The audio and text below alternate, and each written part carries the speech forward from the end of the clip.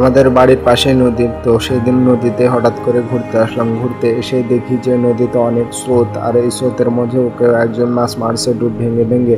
দেখো একজন উপর থেকে দাঁড়িয়ে জালটা ধরে আছে, কেউ একজন নিচ থেকে মাছ মারছে।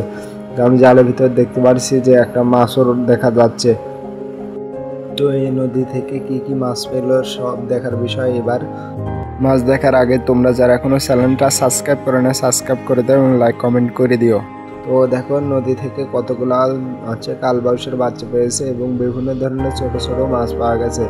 দেখো কত সুন্দর তরতাজা টাটকা মাছগুলা এখানে লাফাচ্ছে। এই দেখো আর একটা ডোরা কাটা মাছ, মাছটা অনেক সুন্দর এবং খেতেও অনেক সুস্বাদু। মাছগুলো অনেক দামি, ঠিক আছে। এখানকার মাছগুলা বাজারে মাছের থেকে সবসময় এখানকার মাছগুলোর দাম বেশি হয়ে থাকে, কারণ এখানকার মাছগুলো তরতাজা। তো সকলেই ভালো থাকবেন, দেখা হবে অন্য কোনো ভিডিওতে। আল্লাহ।